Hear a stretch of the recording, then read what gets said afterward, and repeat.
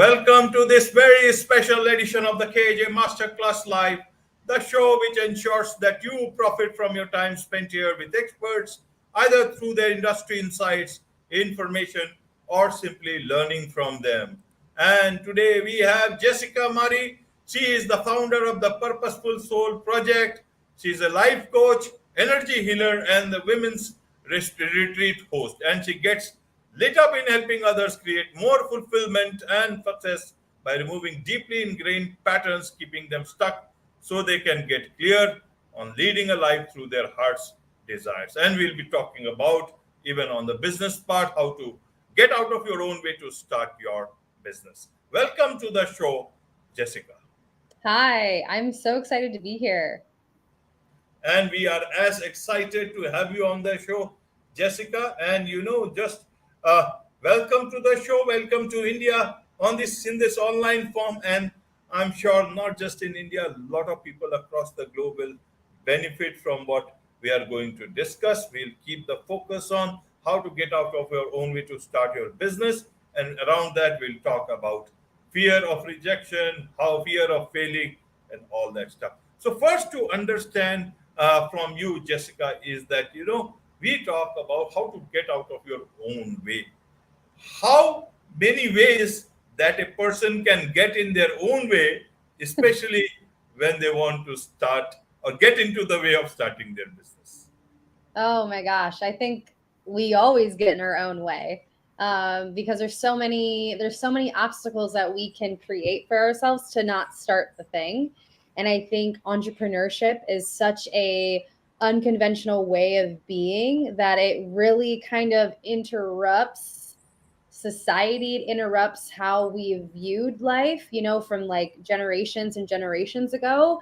So I still think it's a challenge for a lot of people to really kind of get on board of like I like identifying with like I'm an entrepreneur. And so that's like the first and foremost way where we get in our own ways, because we can't get on board all the time with that identity and the responsibility that comes with starting your own business. And that's where fear of failure, fear of rejection, fear of success can even play a role. And so, yeah, it's definitely millions of ways we can get in our own way and we just don't start. Right, right. And how do you get yourself out of your own way? Is it is it something a small bit of a stone that you can remove? How do you remove yourself out of your own way and still be there so that the right person, right you, is there and the wrong you is out of the way? How does this work? How do you tell your clients? I want to understand, and especially in terms of women entrepreneurs, how does that work? Is it the same with men and women? Is it more or less with women? How does it work? I want to understand. You take these are couple of things together at the same time. You are the master for today, and I thought these are so interrelated. I thought, why not put them together so that you can answer them at your own pace. Very good question. So first I want to just address like the general essence of getting in your own way. And the way that we get out of our own way is truthfully having a lot of self-awareness of when we're blocking ourselves. And something I always like to tell myself, I've told my clients when they're, focused on growing a business or, stepping deeper into their desires, is that we have to really take a objective view of what we're moving through and find that place in our body where it says, oh, I can't do that. Oh, I'm not worthy of that. And so I think that's really where we need to start, is finding the resistances to the growth and to the desires that we have. And so that's where we really get to do the work on ourselves. And to me, this is all a inner work aspect of the thing, and not necessarily, we can't seek everything outside of ourselves. We always have to go inside. And so the way that we start doing that is, again, first having self-awareness of like, where am I blocked? So if you're focusing on starting your business, whatever business that is, and then you find yourself overwhelmed, you find yourself like feeling really stressed and pressured with like all the deadlines you're putting on yourself, and you're just like, maybe like analysis paralysis or procrastination. Those are your resistances. Those are your blocks where you get to work through. And so the way that you start to do that is to have the awareness of that it's coming up and using different ways to move yourself through. So my way specifically that I use with my clients and myself is journaling. I love to like write down my challenges that I'm having, and I ask myself why that they're there, and working with the unconscious mind, because 90 to 95% of our brain is unconscious, which controls our patterns, our behaviors, the traumas we've had, the resistances, getting in our own way, all of those fears just live in the unconscious. So if we can make the unconscious conscious, we can start moving through those challenges, right? And so even by simple journaling prompts that ask why or get curious about what you feel starts to kind of unravel those locked in belief systems that you think that are holding you back. And so when you start to unravel those belief systems and those layers of yourself, you start to uncover more of the root. And when you can find the root, you're now developing new neural pathways and new ways to rewire the brain, thinking that you can. And so it's just repeating those processes over and over and over until you start to believe that you can, and then you can start to move through. And so your second part was, are men and women different? And I think like overall, no, because we're still human beings and we still have an unconscious mind and a conscious mind, and we still all navigate our own challenges, our fears, our traumas that have maybe kind of shaped the way that we are today. And so no matter what it is, it's really creating more self-awareness in yourself to then have the advocacy to start doing the work on yourself, on those belief systems, to then move yourself forward. And it's a process. It's a process. It's not an overnight fix. But time and time again, you'll start to create more awareness. You'll be like, there is a challenge there. There is a resistance there. I already worked through this in a different way, maybe when I first started my business, but now that I'm 3 years in, this is coming up again. Now I have the tools. Now I have the wisdom to kind of continue pushing through. So you kind of get to navigate your challenges with more ease as you start doing this work. Right. Well explained, Jessica. I'm sure a lot of people will get quite some perspective. Let's go deeper into this particular situation. A person in a corporate life wants to start. He or she, they find their purpose as something, want to make impact, and to create that impact, they want to start a small business with whatever it is, to create, say, even pottery sort of a business or whatever it is, and buy local, sell local, and that sort of a stuff. And so you want to move out of that corporate life and you want to get into that situation.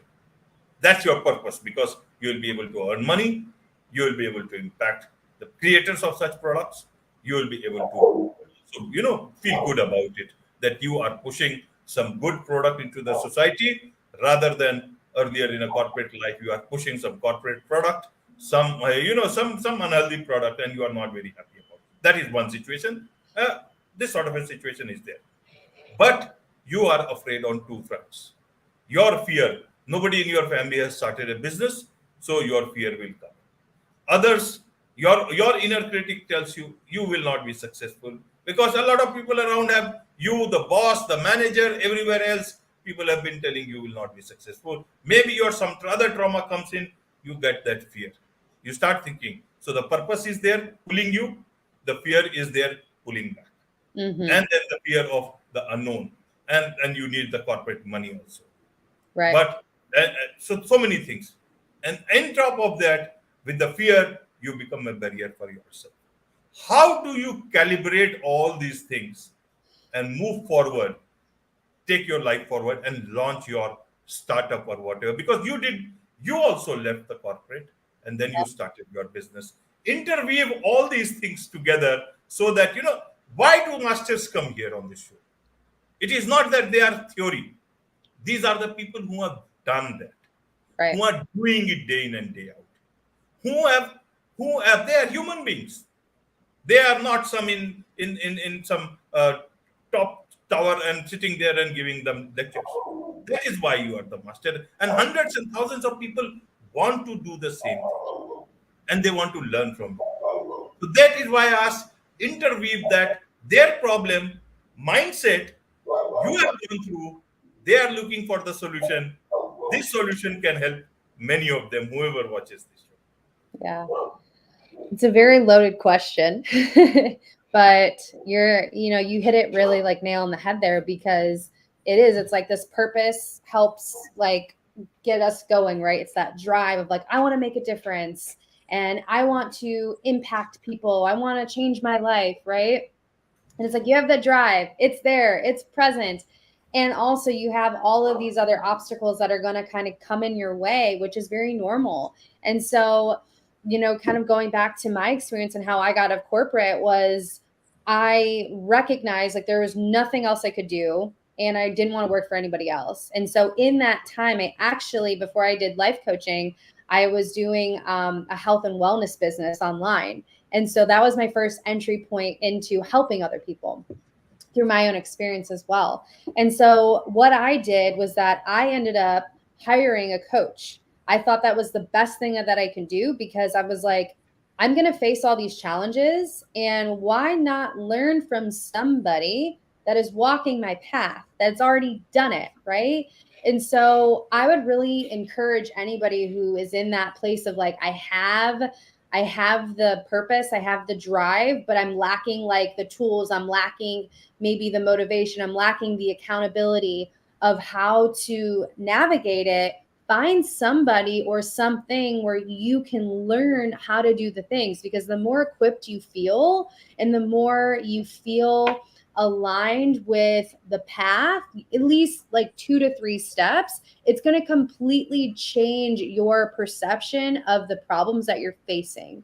And so for me, when I hired my coach, that was a business coach for fitness coaches at the time, right?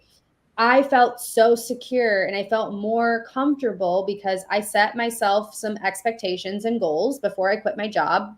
And then once I hit those goals, I was able to quit, and I felt very secure in that. And so it is kind of this like dance, I think, though, because at the end of the day, going into entrepreneurship from corporate, it's going to be unstable at first. You get variable income, you go through the highs, and then you go through the lows. So you have to expect that. So the best way that you can prepare yourself is like being in a room full of people that are doing what you want to do. So whether that is that one-on-one support, or you can even go into like a networking experience where you're in front of the people that are doing what you're doing, because you need to basically train the unconscious mind and see with your conscious mind, I'm capable, and these are people, and this is evidence that I can do it.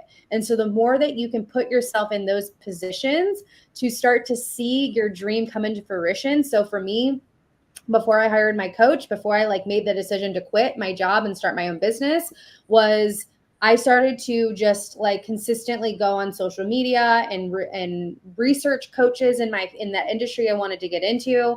I got some credentials in my background too that also made me feel confident and secure to teach other people. And then I started to go to networking events. And that was really pivotal for me, because I started to see the people making good money and doing the thing I wanted to do ultimately in the field that I was going to get into. So I got that courage, I got that confidence to really stand strong in myself. And I was like, there's one missing piece.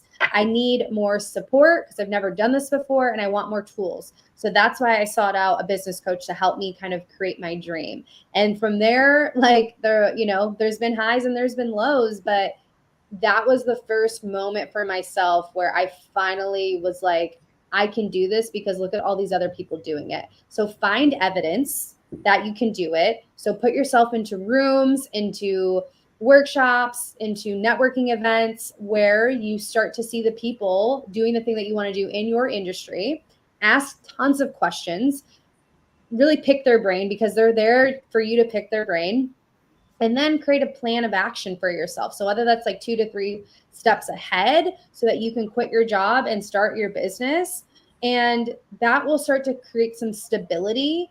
And then also, again, it might be really wise for you to maybe hire one-on-one support so that when you do feel like, oh my gosh, I'm feeling stressed, like my income isn't really where I want it to be the first couple of months after I quit my job, you have the support to continue moving through. So finding support and guidance through your journey for at least, like, I would say at least the first 6 months to a year is going to be detrimental to your success. So those are like my really big tips for anyone that is like shifting from corporate to entrepreneurship and want a little bit more stability and like regulation through that process. Absolutely, absolutely. And how did you deal with this fear? You are human, and I'm sure with a lot of very confident people also, they don't say it, but the fact is the fear of failing is always there. So how did you deal, that was the case at all, the fear of failing, that I am living my corporate life, I have well prepared for everything, and but still there can be, old thought process. Not everything in life is a victory, big victory, and you fall many times to be able to walk straight, and Yeah. and those fallings can sometimes be and entrenched in your mind too, especially if those fallings are of a different kind, and that may become barriers for you later on. So how did you deal if anything of that sort came in? How should people calibrate that with strong support? You said about coach, about having a coach, and anything else that they can, counter that fear with strong evidence of support, that okay, you come, you trouble me, and I will get back every time. How do you do that?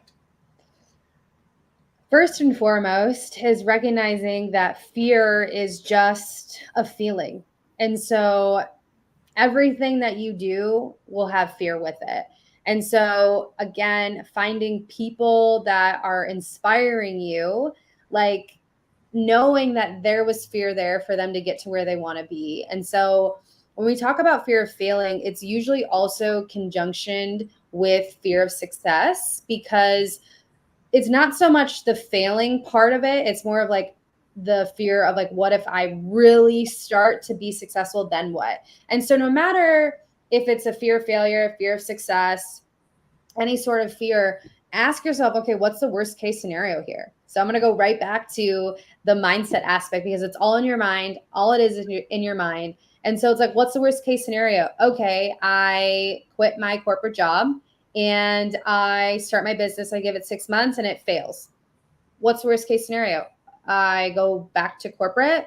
Okay, sure. Worst case scenario, right? And then maybe it's like you try something else if that does happen.